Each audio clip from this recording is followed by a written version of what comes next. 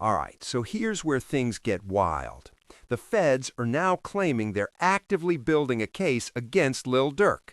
They're alleging that Durk and others involved used coded language to make sure everything went according to plan.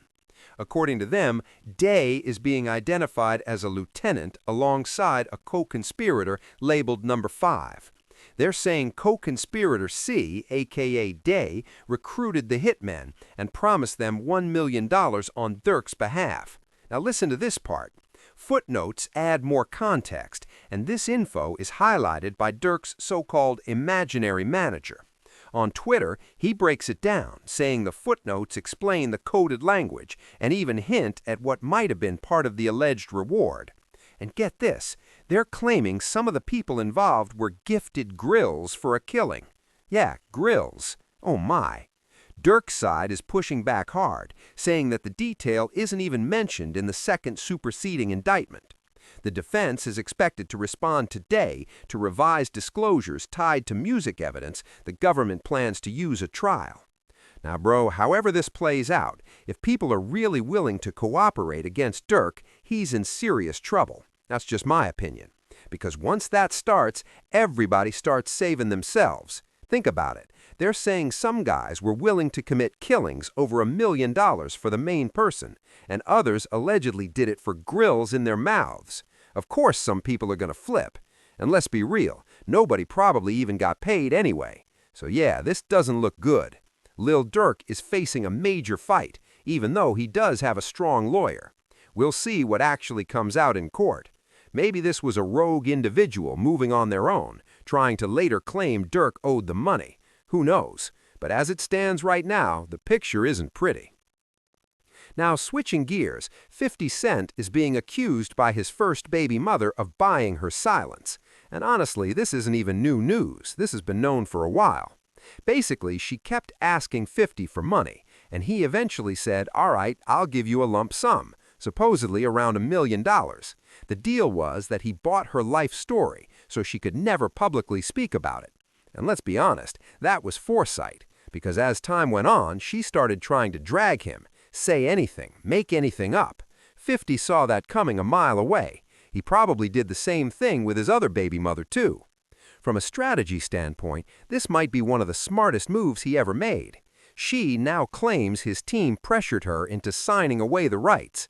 But at the end of the day, she took the money, $1 million, signed the paperwork, done. And according to court documents, Tompkins says things started getting worse while she was pregnant. She's now claiming that 50 Cent was physically and verbally abusive after their breakup.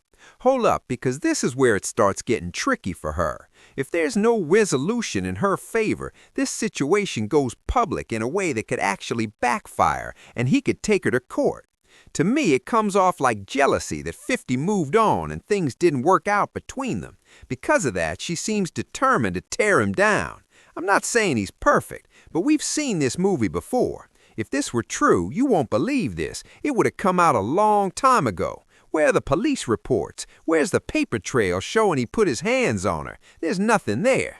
She also claims things turned scary when 50's former manager Chris Lighty allegedly tracked her down at a Las Vegas hotel, and she thought he was just security. Tompkins says she wasn't allowed to review the full contract and was only shown the signature page. She claims she was pressured to sign immediately. But listen, if it was notarized, that means it had to be done properly. Unless they were just traveling around with a notary, this sounds shaky. Honestly, it feels like she really needs money right now, and she wants to tell her side of the story to get paid. That's just being real. Especially with the other baby mom being connected to the Diddy case. It's like she saw the moment and said, "This is hot right now, let me jump in."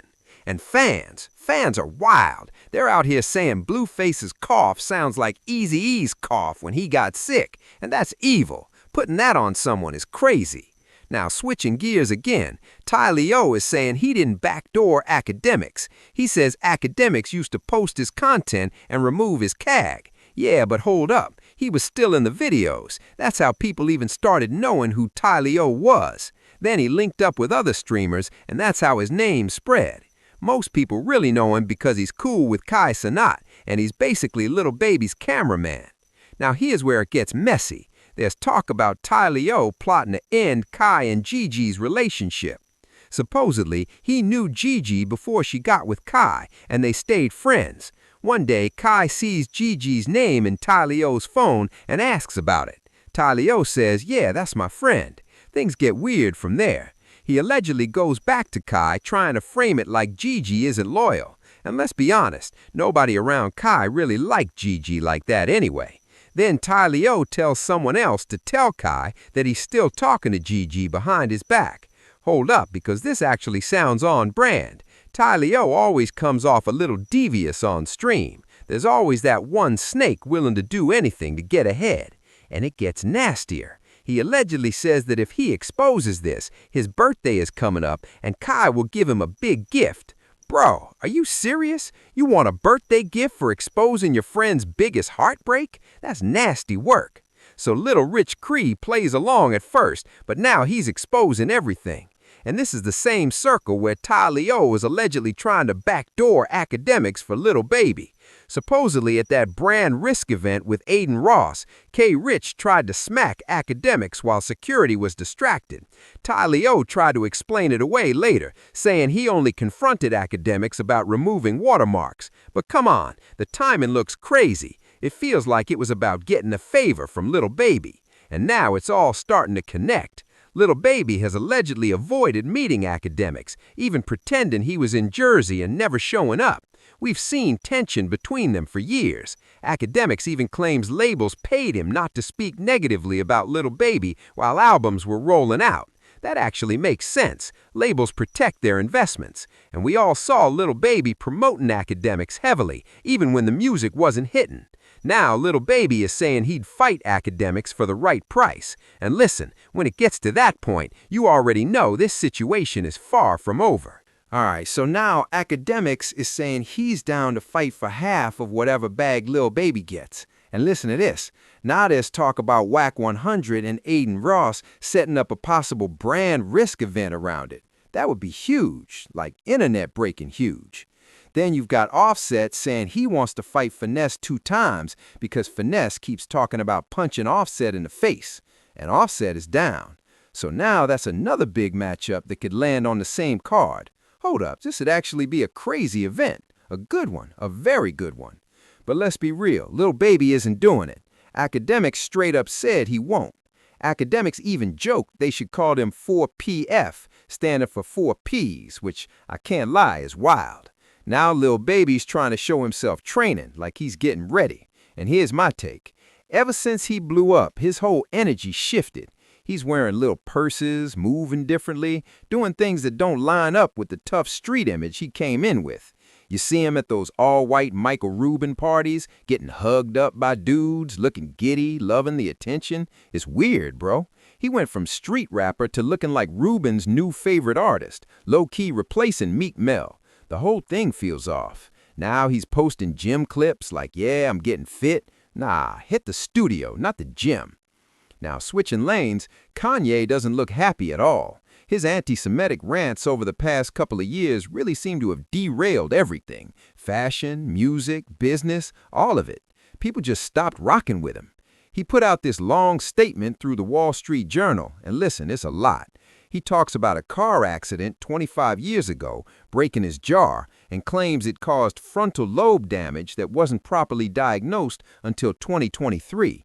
He's now saying that medical oversight played a role in his mental health issues, including bipolar disorder. He goes into how mania brings denial, how once people label you crazy, you feel like you can't contribute anything meaningful. He talks about losing touch with reality. Then he admits gravitating toward the most destructive symbol he could find, the swastika, and selling it on shirts. He says he's not a Nazi, not anti-Semitic, and that he loves Jewish people. But hold up. You went on a multi-year run doubling down, making songs, pushing the imagery, and now that everything's gone, you're reflecting? That's why people are skeptical. He apologizes to the black community, saying they've always been his foundation. He claims that in early 2025, he went into a 4-month manic episode that destroyed his life, and admits there were moments he didn't want to be here anymore. He talks about finding comfort in Reddit forums, about losing sight of his influence as a leader, and now asking for patience as he finds his way back. And here's the thing, a lot of people are just done. I'm not Jewish, so I won't pretend it personally affected me, but I know it hurt a lot of people. He also hurt people around him. And let's be honest, the people who enabled it deserve blame too. NORE never stopped him. He kept pushing content, claiming friendship. A real friend wouldn't let that air, not once, let alone twice. So nah, it's not all on NORE, but there were a lot of people who should have stepped in and didn't. And that's the part people aren't forgetting.